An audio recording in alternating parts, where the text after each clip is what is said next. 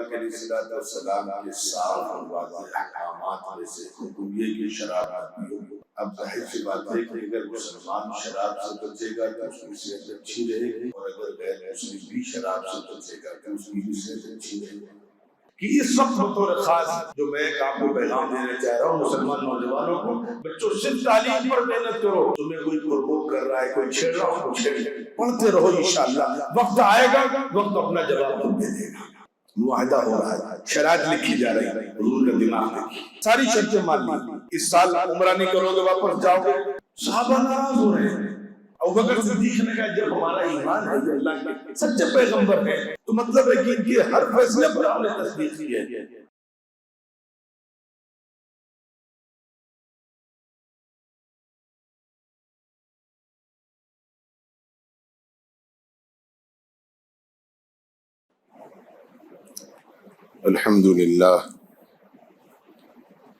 الحمدللہ رب العالمین والصلاة والسلام علی سید المرسلین محمد وآلہ وصحبہ اجمعین ومن تبعهم بإحسان إلى يوم الدین، اما بعد۔ اعوذ باللہ من الشیطان الرجیم، بسم اللہ الرحمن الرحیم۔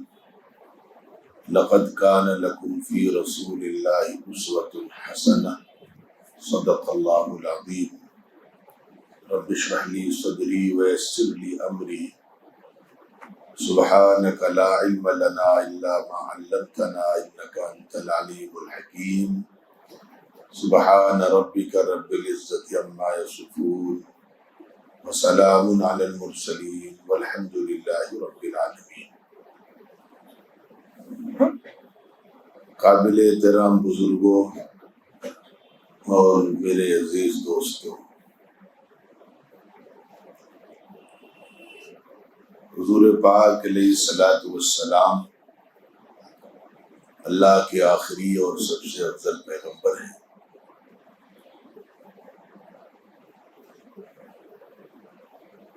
آپ کی ایک عظیم خصوصیت اور ایک عظیم صفت یہ ہے کہ آپ تمام انسانوں کے لیے کامل نمونہ ہے۔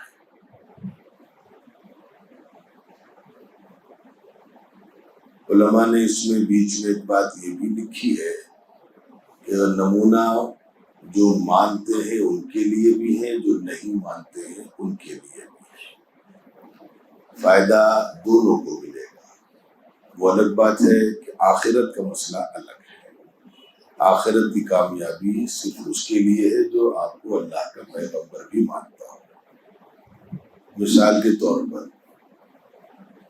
حضور پاک علیہ الصلوۃ والسلام کے صاف اور واضح احکامات میں سے حکم یہ کہ شراب نہ پیو۔ اب ظاہر سی بات ہے کہ اگر مسلمان شراب سے بچے گا تو اس کی صحت اچھی رہے گی، اور اگر غیر مسلم بھی شراب سے بچے گا تو اس کی بھی صحت اچھی رہے گی۔ آپ نے جو بھی احکامات دیے ہیں ان پر جو عمل کریں گے انشاءاللہ سب کو فائدہ ملے گا، لیکن آخرت کی کامیابی کے لیے ایمان اس بات پر ہونا کہ آپ اللہ کے آخری اور سب سے افضل اور سچے پیغمبر ہیں، یہ بھی ضروری ہے۔ تو حضور پاک علیہ الصلوۃ والسلام ہمارے لیے سارے انسانوں کے لیے کامل نمونہ ہے۔ بیچ میں ایک بات جو اگرچہ سیرت سے ہی اس کا تعلق ہے، جیسے قرآن مجید کی ایک الگ شان یہ ہے کہ یہ یعنی جن سے ہم یہ سمجھتے ہیں کہ یہ اللہ کا کلام ہے۔ بات ہمیں رسالت کی اور سیرت کی کرنی ہے، لیکن تھوڑی سی دونوں میں مماثلت ہے، اس لیے اس کو بھی عرض کر دیتا ہوں کہ جس طریقے سے قرآن کا ایک کمال یہ ہے تو سب کے لیے ہدایت کی کتاب ہے، سب کے لیے، اسی لیے اس کو ہدی للناس کہا گیا۔ کیسے؟ یہی اس کی خوبی ہے، جو بہت قابل آدمی ہے اس کو بھی اس میں علم کے خزانے ملتے ہیں، لیکن جو بالکل سیدھا سادہ آدمی ہے، مزدور ہے، دیہاتی ہے، ان پڑھ ہے، اس کو بھی اس میں رہبری کے سامان ملتے ہیں، اس کی بھی ہدایت کے سامان ہے۔ عورتوں کو اپنے مسائل حل کرنے ہوں تو ان کے لیے، مردوں کو حل کرنے ہیں تو ان کے لیے۔ دنیا میں کسی کتاب کی یہ خوبی نہیں ہے کہ وہ سب کو فائدہ پہنچائے۔ ہاں، پڑھے لکھے لوگوں کو فائدہ پہنچا سکتی ہے، لیکن اس سے ان پڑھ بھی فائدہ حاصل کرے یہ ناممکن ہے۔ یہ کمال صرف قرآن مجید کا ہے، اس میں اللہ نے وہ باتیں رکھی ہے کہ جس کے ذریعے سے ان پڑھ بھی اللہ تک پہنچتا ہے اور پڑھا لکھا انسان بھی اللہ تک پہنچتا ہے۔ پڑھا لکھا انسان دوسری نظر سے قرآن کو دیکھتا ہے، اس میں اللہ نے جو خزانے رکھے ہیں، اس میں سمندر اللہ نے چھپا رکھے ہیں معانی کے اور مفاہیم کے، ہدایات کے، اس سے اس کی آنکھیں کھلی کی کھلی رہ جاتی ہیں۔ اسی طریقے سے حضور پاک علیہ الصلوۃ والسلام جن پر یہ کتاب نازل ہوئی، آپ اس کتاب کا ایک عملی نمونہ ہے۔ کتاب تھیوری ہے اور آپ کی زندگی اس کا ایک پریکٹیکل ہے۔ اس لیے میرے عزیزو، اس دور میں یا کوئی دور ہو، حالات آپ کے موافق ہو یا حالات آپ کے خلاف ہو، ہم اس کو اچھے برے میں نہیں لے جا رہے، اس لیے کہ حالات کا اچھا برا ہونا ایک الگ مسئلہ ہے۔ بعض حالات بظاہر ہمارے لیے برے ہوتے ہیں لیکن اس میں اچھائی پوشیدہ ہوتی ہے، تو وہ لفظ میں نہیں استعمال کر رہا ہوں، میں یہ لفظ استعمال کر رہا ہوں کہ ہمارے موافق ہوں یا ہمارے مخالف ہوں، ان تمام حالات میں حضور پاک علیہ الصلوۃ والسلام کی زندگی سے ہم اپنے مسائل حل کر سکتے ہیں۔ میں یہاں پر بہرکیف یہ جو دور ہے جس سے اس وقت مسلمان دو چار ہیں، ان حالات میں مسلمانوں کو سیرت سے کیا روشنی ملتی ہے وہ دو چار باتیں عرض کرنے کی کوشش کروں گا۔ بلکہ یہ ربیع الاول کا مہینہ چل رہا ہے، اس لیے میں نے جیسا شروع میں عرض کیا تھا کہ اس مہینے میں کوشش کروں گا کہ سیرت کے حوالے سے ہی کچھ باتیں آ جائیں۔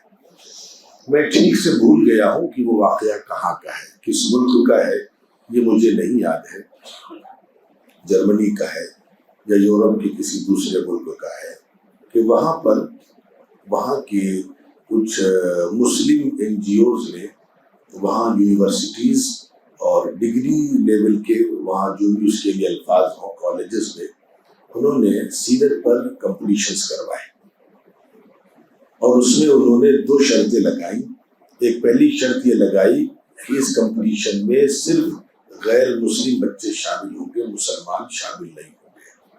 دوسری شرط یہ لگائی کہ وہ ہم جو کتابیں آپ کو آن لائن ریکمینڈ کریں گے ان کتابوں کو آپ پڑھیں اور انہی میں سے ہم جو سوالات کریں گے ان کے جواب آپ کو دیں گے۔ وہاں کے ماشاءاللہ سے مسلمان بہرکیف پڑھے لکھے ہیں، تبھی وہاں پر وہ بیٹھے ہوئے ہیں، کام کر رہے ہیں، مقابلہ کر رہے ہیں۔ انہوں نے بڑی حکمت سے کام یہ کیا کہ ان میں جن رائٹرز کی کتابیں رکھی وہ سب غیر مسلم تھے۔ اصل میں مسلم رائٹرز کی کتابیں رکھی جائیں گی تو پڑھنے والے کا نظریہ الگ ہوگا، اور غیر مسلم کو غیر مسلم رائٹر کی کتاب دیں گے تو اس کے نظریے میں تبدیلی آ جائے گی۔ مسلمان کی کتاب ہے تو کہہ گئے تو ہر آدمی اپنے دہی کو میٹھا کہتا ہے، تو اس کے اندر وہ چیز نہیں آئے گی۔ جب دیکھے گا، میں بھی ایک مثال دے رہا ہوں کہ پڑھنے والا بھی غیر مسلم ہے، رائٹر بھی غیر مسلم ہے، تو بلکہ اس کے نظریے میں فرق ہوگا۔ چنانچہ وہاں پر جس بچی نے ٹاپ کیا تھا، جس کو بڑا انعام دیا تھا، اور غالباً بعد میں وہ بچی مسلمان بھی ہو گئی تھی، انہوں نے اس کے کچھ کوٹیشنز کو انہوں نے پبلش کیا تھا۔ وہ اصل میں دنیا پڑھی لکھی ہے، آپ یوں ہی کہیں گے کوئی مسلمان ہو گیا تو کوئی نہیں مانے گا، مسلمان ہوا تو کیوں ہوا یہ بتلاؤ، اس نے کیا چیز دیکھی بھائی، یہ چیز آپ کو دکھلانی پڑے گی۔ وہ قصے کہانیوں پر بھروسہ نہیں کرتے، سائنٹیفک جنریشن ہے، لاجکس کے ساتھ آگے چلتے ہیں۔ چنانچہ اس بچی نے جب کتابیں پڑھی تو اس میں چند چیزیں، بعد میں ایک اسپیشل نوٹ لکھنا تھا، اس میں لکھا کہ ان چیزوں کو دیکھنے کے بعد میرے دل کے نہا خانے سے، جسم کے روئے روئے سے یہ آواز اٹھی کہ یہ کام کوئی انسان نہیں کر سکتا، یہ انسان سے الگ کوئی شخصیت ہے وہی یہ کام کر سکتی ہے۔ اب سب سے پہلی چیز اس نے کیا لکھی، دیکھیے بیچ میں ایک بات عرض کر دوں کہ قیامت تک، اب میں اپنی بات کر لیں، عام انسانوں کے لیے، صرف مسلمانوں کی، قیامت تک اس امت پر جتنے بھی حالات آ سکتے ہیں اللہ کو سب کا علم ہے، ان تمام حالات کو اللہ نے حضور پر بھی ڈالا تاکہ قیامت تک کے لیے وہاں سے مسلمان رہبری تلاش کر سکے۔ مثال کے طور پر ایک مثال جلدی سے دے رہا ہوں کہ آج کل ابھی دلی کے واقعہ ہوا کہ مسلمانوں کو بائیکاٹ کیا جائے، تو یہ تو ہنگامے بہت دن سے چل رہے ہیں، تو یہ کوئی نئی چیز نہیں ہے، حضور کا بھی بائیکاٹ ہوا ہے، اور کوئی چھوٹا موٹا بائیکاٹ نہیں ہوا ہے، خطرناک قسم کا بائیکاٹ ہوا ہے، اور تقریباً 3 سال تک بائیکاٹ چلا ہے۔ ایک میں نے مثال دی خالی اس بات کو سمجھانے کے لیے کہ ہم جن حالات سے گزر رہے ہیں یا جن حالات سے پہلے ہمارے بڑے گزر گئے یا آگے جن حالات کا ہمیں سامنا ہو سکتا ہے، وہ تمام حالات حضور پاک علیہ الصلوۃ والسلام پر بھی کم و بیش اللہ نے ڈالے۔ آپ اس علاقے میں آباد ہیں جہاں آپ اکثریت میں ہیں، وہاں کیسے رہنا ہے اس کے لیے مدینے کی زندگی سے دیکھو۔ آپ کسی ایسے علاقے میں آباد ہیں جہاں آپ اقلیت میں ہیں، مائنورٹی میں ہیں، وہاں کیسے رہنا ہے اس کے لیے مکی زندگی دیکھو۔ تو ہر دور، ہر زمانے، ہر حال کے لیے نمونہ آپ کی زندگی میں موجود ہے۔ اب یہاں اس بچی نے جو چند چیزیں لکھی، اس میں پہلی چیز لکھی کہ پوری زندگی آزمائشوں سے بھری پڑی ہے۔ اللہ تعالیٰ معاف کرے، ہم لوگ کورونا میں آپ نے دیکھ لیا کہ ذرا میں بڑے بڑے انسان ٹوٹ جاتے ہیں۔ آپ نے دیکھا کورونا کے پیریڈ میں بڑی بڑی انڈسٹریز کے مالکان نے خودکشیاں کر لی ہیں، ذرا میں لوگ ٹوٹ جاتے ہیں۔ یہ پرسنالٹی ایسی ہے کہ اس کی پیدائش دنیا میں آنے سے پہلے ہی اس کے لیے حالات شروع ہو گئے، یعنی جس کو ایک تو آپ نے لفظ پڑھا ہے یتیم، ایسا یتیم آپ کو دنیا میں نہیں ملے گا جس کو ہمارے یہاں لکھنے والوں نے لکھا در یتیم، نایاب یتیم۔ یتیم بہت ملیں گے آپ کو، لیکن یہ کیسا یتیم ہے کہ دنیا میں ابھی آیا نہیں ہے کہ ابا کا انتقال ہو گیا۔ یتیمی بھی دیکھیے، وہ بچی جو پڑھ رہی ہے تو اس نے کہا کہ بہر کے میرے جسم کے ایک ایک حصے نے گواہی دی کہ نہیں، یہ کوئی انسان نہیں کر سکتا۔ ذرا میں ٹوٹ جاتے ہیں لوگ، 4 دن تکلیف برداشت کرتے ہیں، ٹوٹ جاتے ہیں۔ تو اس نے لکھا کہ میں نے دیکھا کہ نمبر 1، ہم جن آزمائشوں میں گھرے ہوئے ہیں تو ہمیں گھبرانا نہیں چاہیے۔ جیسے ہمارے یہاں حدیث میں سکھایا گیا کہ آپ بیمار ہیں تو آپ اس کے بعد بھی اللہ کا شکر ادا کریں، ہاں اللہ سے دعا کرتے رہیں۔ کیوں؟ اس لیے کہ آپ سے زیادہ لوگ بیمار ہیں دنیا میں، آپ کتنی بڑی تکلیف میں ہو لیکن آپ سے زیادہ لوگ تکلیف میں ہیں۔ تو ہم حالات میں گھرے ہوئے ہیں، اس سے زیادہ حالات میں دنیا میں لوگ گھرے رہے، اور حضور پاک علیہ الصلوۃ والسلام کی ذات اقدس بطور خاص۔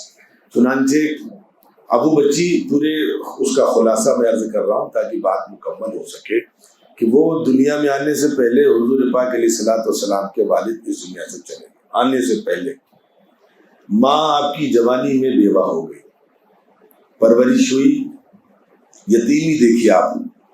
اس میں علماء نے دوسری باتیں بھی لکھی، وہ بعد میں رکھ دوں گا۔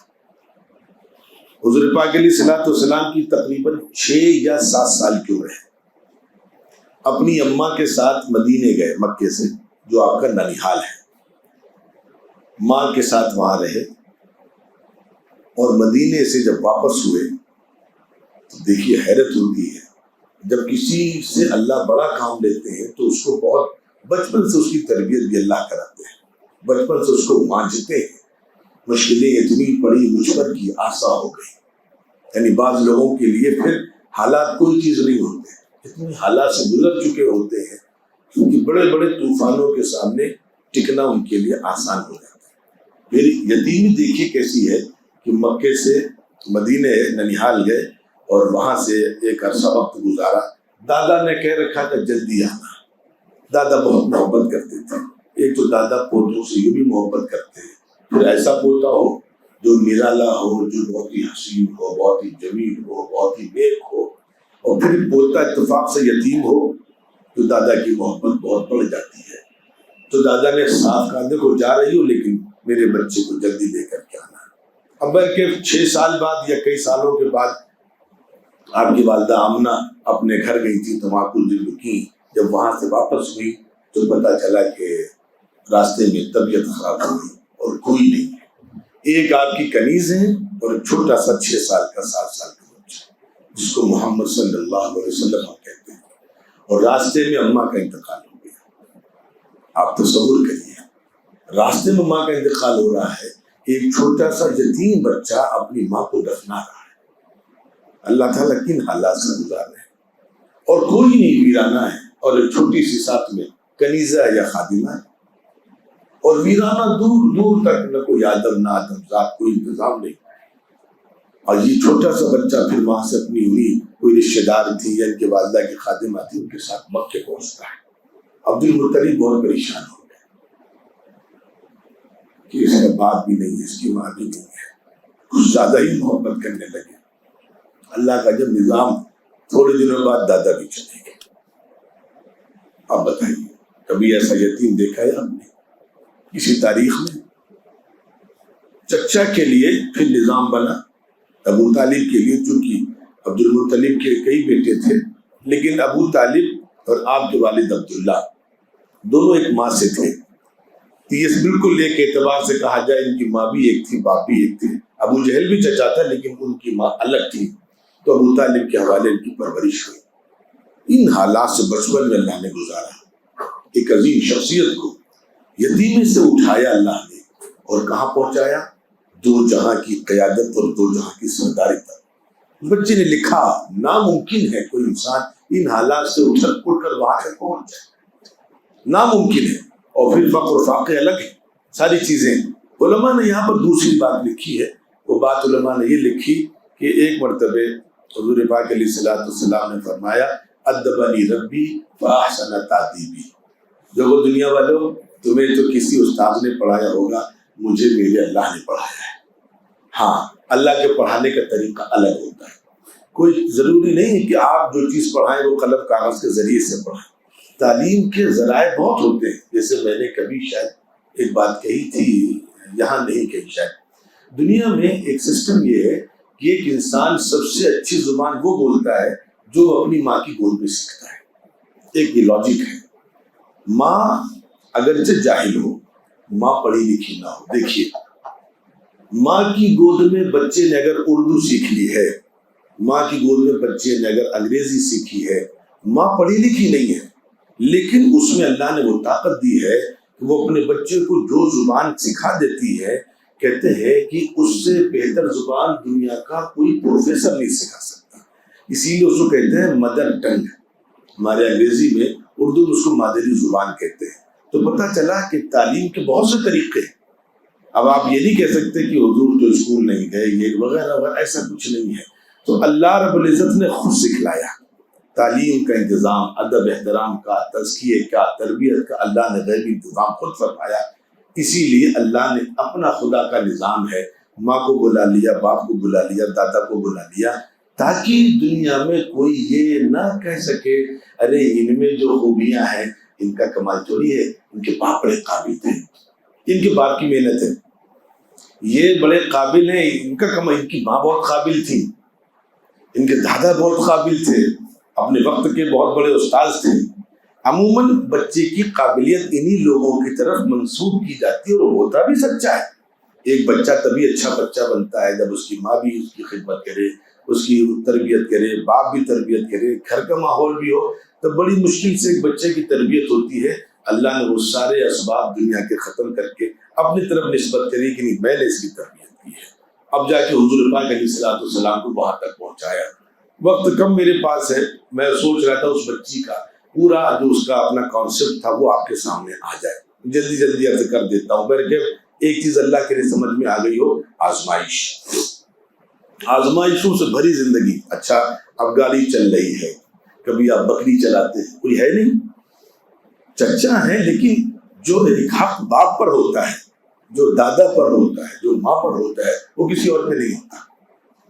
ماں سے بچہ لڑ جھگڑ کے لیتا ہے، باپ سے حق ہے اس کا لیتا ہے، دادا پہ حق ہے اس کا، وہ جیب میں ہاتھ ڈال کے لے لے، کوئی اس کا یعنی کوئی عیب کی بات نہیں ہے۔ باقی اور کسی سے ایک شریف بچہ کہتے ہوئے بھی سوچتا ہے، مانتا ہے کہ میرے چچا بڑے شریف ہیں، لیکن باپ چچا میں فرق ہے، ماں اور چچا میں فرق ہے۔ شرن بھی باپ چچا کا وہ حق نہیں جو باپ کا حق ہے۔ تو چنانچہ سوچئے، بکریاں چرانی پڑی آپ کو، آزمائشوں سے گزرے آپ، بہرکیف نظام ہوا آہستہ آہستہ۔ پھر ایک وقت میں آزمائشوں والی بات جلدی جلدی کر رہا ہوں، پھر نبوت ملی تو اور پریشانی، نبوت ملتی ابھی تک جو لوگ تھوڑا بہت ساتھ دیتے تھے وہ بھی مخالف ہو گئے، پھر انہی لوگوں نے ایسے ایسے حالات ڈالے کہ 3 سال کا شعب ابی طالب کا بائیکاٹ رہا، پھر اس قدر پریشان کیا کہ وطن چھوڑنے پر مجبور کر دیا اور مصیبت کر دی، اور راستوں میں کیسی وہ آپ نے سب سن رکھا ہے، وہ جڑیاں ڈالی، کیسے کیسے پریشان کیا۔ تو پوری زندگی بچپن سے شروع ہوتی ہے اخیر تک آزمائشوں کے ساتھ۔ اب مدینے پہنچے تو یہودیوں نے مصیبت کر دی، کفار کو بلا کر کے جنگ کے گھیرا بندی کر لی، یعنی کسی طریقے سے سکون کی زندگی گزارنے کے لیے تیار گزارنے کو نہیں دے رہے ہیں، ہر طریقے سے گھیر رہے ہیں۔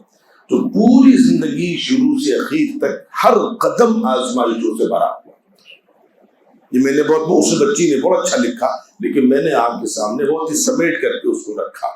اب اس کے بعد دیکھیے وہ بچی لکھتی ہے، ان حالات جب کوئی انسان ان حالات سے گزرتا ہے، اس کی بات بھی صحیح ہے، اس میں 2 چیزیں پیدا ہوتی ہیں، یا تو وہ سوسائڈ کر لیتا ہے، خودکشی کر لیتا ہے، سرنڈر کر دیتا ہے، ہوتا ہے چڑچڑا آدمی ہو گیا بیچارہ، کہاں تک برداشت کرے، یا اس کے اندر پھر انتقام کا جذبہ پیدا ہوتا ہے، سخت ہو جاتا ہے، بے رحم ہو جاتا ہے، وہ زندگی بھر سب نے پریشان کیا، تو اسی اعتبار سے اس کی مینٹلٹی تبدیل ہو جاتی ہے، یا تو ہتھیار ڈال دیتا ہے یا ہتھیار اٹھا لیتا ہے۔ لیکن حضور پاک علیہ الصلوۃ والسلام کو بچی لکھ رہی ہے، اس لیے انسانی تاریخ میں یہ پہلی شخصیت ہے، اتنے حالات سے گزری، اس نے بہت ساری چیزیں لکھی، اور کچھ چیزیں میں نے پہلے ذکر کی، کامل نمونہ ہر دور اس نے بعد یہ بھی لکھا کہ لوگ نمونہ ہے لیکن کسی ایک فیلڈ کے لیے، اور ڈاکٹر ہے تو کسی ڈاکٹر کے لیے نمونہ ہے، انجینئر ہے تو کسی انجینئر نمونہ ہے، لیکن بہت اچھا انسان، بہت اچھا، وہ بیٹے کی شکل میں بہت اچھا ہے لیکن شوہر کی شکل میں بہت خراب ہے۔ ایک عورت ہے، اس کے کئی روپ ہیں، ایک روپ اس کا بیوی کا ہے، ایک روپ اس کا ماں کا ہے، ایک روپ اس کا کسی کی بیٹی کا ہے، تو بیٹی کے روپ میں بہت اچھی ہے، ماں کے روپ میں بہت اچھی ہے، بیوی کے روپ میں نہیں اچھی ہے، عورت تو ایک ہی ہے، لیکن حضور پاک علیہ الصلوۃ والسلام کی ذات ہر ایک کے لیے کامل نمونہ، عورت، مرد، بوڑھے، جوان، امیر، غریب، سب کے لیے۔ چنانچہ اس نے آگے بات لکھی کہ یہاں پر لوگ 2 قدم اٹھا لیتے ہیں، سرنڈر یا ہتھیار اٹھا لیتے ہیں، آپ نے نہیں کیا، آپ نے یہاں پر نہ سرنڈر کیا نہ ہتھیار اٹھائے، بلکہ جو دوسری سب سے بڑی خوبی رہی آپ صلی اللہ علیہ وسلم کی کہ ان حالات میں عموماً انسان مایوسی کی طرف جاتا ہے، اب آئے کہ وہ کبھی مایوس نہیں ہوئے، کبھی مایوس نہیں ہوئے، یعنی دشمن مکے سے نکلے، وہاں دشمن بیچارے ہجرت کر کے مدینہ جا رہے ہیں، دشمن پیچھا کر رہا ہے، چھپے بیچارے غار ثور میں، وہاں اوپر جا کر کے دشمن وہاں تک پہنچ رہا ہے، دوسرے راستے سے جا رہے ہیں، مکے سے مدینے پہنچ گئے، سارے عرب کے قبیلوں نے مل کر کے غزوہ احزاب، غزوہ خندق حملہ کر دیا، لیکن آپ کبھی مایوس نہیں ہوئے، کبھی مایوسی کہیں دور تک پھٹکنے نہیں پائی، اور اسی لیے قرآن مجید میں غار ثور کا واقعہ آپ فرماتے ہیں، لا تحزن ابو بکر، گھبراؤ نہیں، اللہ ہمارے ساتھ ہے، اللہ کی ذات پر یہ یقین اور مایوس نہ ہونا۔ اب وہ دیکھیے جلدی سے بتا رہا ہوں میں، آپ کو وقت کم ہے، کہ جب واقع ہو رہے ہیں مدینے میں اور غزوہ خندق کھودی جا رہی ہے، بعض صحابہ خندق کھود رہے ہیں، کسی کے پیٹ میں پتھر بندھا ہوا ہے، آپ نے 2 پتھر باندھ رکھے ہیں، ایک سخت چٹان آتی ہے، ایک صحابی جا کر کہتے ہیں اللہ کا رسول چٹان نہیں ٹوٹ رہی ہے، مایوسی دیکھیے آپ۔ اس وقت حضور پاک علیہ الصلوۃ والسلام تشریف لے جاتے ہیں، اللہ نے آپ کو غیبی طاقتوں سے نوازا تھا، آپ نے ایک کدال ماری، پتھر ہلکا سا ٹوٹا، اس میں سے ایک روشنی نکلی، آپ کہہ رہے ہیں کہ مجھے میرے اللہ نے اس وقت شام کے محلات دکھلائے۔ کوئی آدمی کہے گا پاگل آدمی ہے، پتہ نہیں کس وقت جان چلی جائے، دشمن نے یہ خواب دیکھ رہا، کہاں؟ شام کے محلات۔ انسان نہیں، یہ کوئی الگ چیز ہے۔ اس بچی نے پڑھ کر کے لکھا، پڑھے لکھے لوگ ہوتے ہیں نہیں، یہ پیٹ میں 2 پتھر ہیں، کوئی اس طرح کہے کہ میاں اپنی خیر بناؤ، پتہ نہیں کتنی دیر تمہاری زندگی ہے، تم خواب دیکھ رہے ہو شام کے محلات کا۔ یہ عزائم نہیں، حالات کیسے بھی ہوں، لیکن اپنے عزائم سے کوئی سمجھوتا نہیں۔ عزائم اتنے عظیم کہ ہمیں شام فتح کرنا ہے، اللہ نے روم دکھلایا ہے، ایران دکھلایا ہے، عراق کے محلات دکھلائے، اور وہ ساری چیزیں سچ ثابت ہو رہی ہیں۔ تو اس نے تو بہت اچھا لکھا تھا، لیکن میں 2 چیز جلدی ساری سمیٹ کر کے کہہ رہا ہوں۔ نمبر 3 جو خوبی ان کی رہی نمبر ایک حالات، ان حالات میں آدمی مایوس ہو جاتا ہے، آپ مایوس نہیں ہوئے. اور نمبر تین، انہوں نے جو بھی قدم اٹھائے سارے قدم مثبت اٹھائے، کوئی قدم منفی نہیں اٹھایا. اور لوگ منفی قدم اٹھاتے ہیں، آپ نے مثبت قدم اٹھائے، دشمنوں کو معاف کیا. میں اس وقت اپنے نوجوان بچوں سے کہہ رہا ہوں، اس وقت چیزوں کو اوائڈ کیا. جب پیش نظر کوئی بڑا مقصد ہوتا ہے تو آدمی چھوٹی چھوٹی رکاوٹوں کو اوائڈ کرتا ہے، الجھتا نہیں اس میں، ورنہ بڑی منزل چھوٹ جائے گی. میں ابھی 3-4 روز پہلے جب وہاں سے راجستھان سے واپس چلا، اب میری 2:30 بجے کی فلائٹ ہے. اب وہاں راستے میں جس گاڑی سے مجھے میرے میزبان چھوڑنے جا رہے ہیں، وہ چوراہے پر کچھ آگے پیچھے گاڑی سے ٹکرا ہے. اب وہ ذرا سا جذبات ہے، میں نے کہا یہ لڑائی وڑائی نہ تمہاری لڑائی کے چکر میری فلائٹ چھوٹ جائے. میرے سامنے بڑی منزل ہے تو میں نے چھوٹی موٹی چیزیں اوائڈ کری. یہ حضور کا پیغام ہے، اپنی منزل پر نظر رکھو، چھوٹی موٹے جھگڑوں کو چیزوں کو اوائڈ کرو. یہ پوری تاریخ بھری پڑی آپ صلی اللہ علیہ وسلم کی. جب صلح حدیبیہ کا موقع آیا ہے اور کسی بھی موقع پر تو چیزوں کو آپ نے اوائڈ کیا ہے. جب آپ ہجرت کر کے نکلے ہیں تو وہاں بھی لوگ پیچھا کر رہے ہیں، لیکن آپ نے چیزوں کو اوائڈ کیا. نہیں رہنے دو، درگزر کرو، ادھر سے نکل چلو. آپ بھی کہتے ٹھیک ہے نپٹ لیں گے اس سے آدم. لیکن ایک نظام میں میرے عزیزوں میں بیچ میں جلدی سے ایک بات عرض کر دوں کہ اس وقت بطور خاص جو میں آپ کو پیغام دینا چاہ رہا ہوں مسلمان نوجوانوں کو، بچوں صرف تعلیم پر محنت کرو. تمہیں کوئی پرووک کر رہا ہے، کوئی چھیڑ رہا ہے، اس کو چھیڑ، پڑھتے رہو. انشاءاللہ وقت آئے گا، وقت اپنا جواب خود دے دے گا. تم جواب دینے پہ اپنی صلاحیتوں کو، اپنے وقت کو برباد مت کرو. میں نے شاید کبھی آپ کو واقعہ سنایا ہو کہ 2 سگے بھائی سنا رہے، بڑے بھائی کا انتقال ہو گیا، دکان کا بٹوارا ہو گیا، بڑے بھائی کے گھر میں آہستہ آہستہ فاقے ہونے لگے، چھوٹا بھائی الگ دکان کرنے لگا.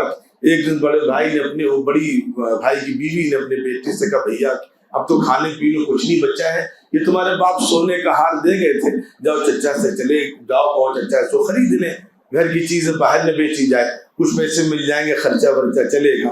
وہ بیچارہ بھتیجا چچا کے پاس گیا، سونے کا ہار لے کر کے. چچا نے اس کو دیکھا، اس کا بیٹا ایسا ہے ابھی اس کو نہ بیچو، ابھی اپنی اماں کو دیا اپنے پاس رکھے، تم آؤ ہمارے پاس، تم کل سے دکان پر بیٹھو، ہم تمہیں کچھ اس پر وہ بھی دیں گے اور کام بھی سیکھو، تمہیں کام بھی سکھلائیں گے، تمہارے گھر کا خرچ چلے گا. لوگ کیا کہیں گے کہ اپنے بھائی کے اولادوں کو یہ خرچ نہیں اٹھا پایا اور ہار بیچنے پر مجبور ہوا. خیر بچہ گیا اپنی ماں کو واپس دے کر کے چچا کی دکان پر بیٹھنے لگا. 1 2 سال 3 سال کا عرصہ گزر گیا. ایک دن چچا نے کہا بھیا وہ ہار لیا، ایک کسٹمر آ رہا ہے، اچھی قیمت مل جائے گی. بچہ خوشی خوشی اماں کے پاس گیا، اماں وہ ہار دے دیجئے. اماں نے جلدی سے ہار نکال کر کے دیا. بچے نے جو ہاتھ سے پکڑا پریشان ہو گیا، ادھر دیکھ رہا ادھر پلٹ رہا ہے. پھر اماں یہ وہی ہار ہے نا جو آپ نے ہم کو کہا؟ بیٹا بھائی میرے پاس دوسرا ہار ہی نہیں اور میں نے اپنی تجوری میں بند کر کے رکھا ہے، ہار بھی نہیں بدلا ہے. اس نے کہا نہیں اچھا اماں ہار رکھ لیجیے. اور وہ چچا کے پاس واپس گیا. چچا نے کہا بھیا ہار؟ کہا نہیں چچا لانے کا کیوں نہیں لائے؟ کہا چچا وہ تو ہار نقلی ہے. کہا بیٹا نقلی اس دن بھی تھا جس دن تم لے کر کے آئے تھے، نقلی آج بھی ہے، لیکن اگر میں اس دن کہتا یہ ہار نقلی ہے تو دنیا کہتی بڑا سنگیل آدمی ہے. بھائی مرا نہیں کہ اس کے اصلی زیور کو بھی نقلی بنا کر خرید لیا اس نے. لیکن مجھے معلوم تھا کہ تمہاری پہلے خود ٹریننگ ہو جائے، تم کام کو سیکھ لو، سمجھ لو. اب وقت آیا تو تم خود کہہ رہے ہو کہ یہ چیز نقلی ہے. تو میں اپنے بچوں سے کہہ رہا ہوں اپنے مشن پر لگے رہو، وقت آئے گا وقت خود تمام چیزوں کا جواب دے دے گا. تو 3 صفات آپ نے سنی، آزمائشوں میں گھرے رہنا، مایوس نہ ہونا اور مثبت لاحق عمل اختیار کرنا. آخری چیز حضور پاک علیہ الصلوۃ والسلام کی کیا اس بچی کی نظر تھی. اس نے کہا جو ہمارے آج کل سیاسی لوگ کہتے ہیں، میں ہندی کے لفظ نہیں جانتا، ہمیں انگریزی میں تھوڑا سا اردو انگریزی ملا کر کہہ رہا ہوں کہ چیلنجز سے ہی مواقع تلاش کر لینا. وہ بعد میں اوسط تلاش کر لینا کچھ کہتے ہیں، خیر وہ لفظ میرے ذہن میں نہیں. چیلنجز سے مقامات نکال لینا. اب آپ دیکھیے صلح حدیبیہ کا موقع ہے اور اس کو قرآن نے فتح مبین کہا ہے. صلح حدیبیہ میں بالکل آخری بات کہہ رہا ہوں کہ وہ ادھر سے آئے، ساری باتیں بھی ختم، معاہدہ ہو رہا ہے، شرائط لکھی جا رہی. حضور کا دماغ دیکھیے، ساری شرطیں مان لی. اس سال عمرہ نہیں کرو گے واپس جاؤ گے. صحابہ ناراض ہو رہے ہیں، لیکن نہیں ٹھیک کوئی بات نہیں. دیکھیں دماغ، انسان کا دماغ وہاں تک نہیں پہنچ سکتا. دوسری شرط بڑی خطرناک شرط تھی، یعنی بہت دب کر کے حضور نے سمجھوتے کیے تھے. اور اسی کے بعد صحابہ نے کہا کیا ہم حق پر نہیں ہے؟ کہا نہیں تم حق پر ہو، لیکن خدا کا یہی حکم ہے.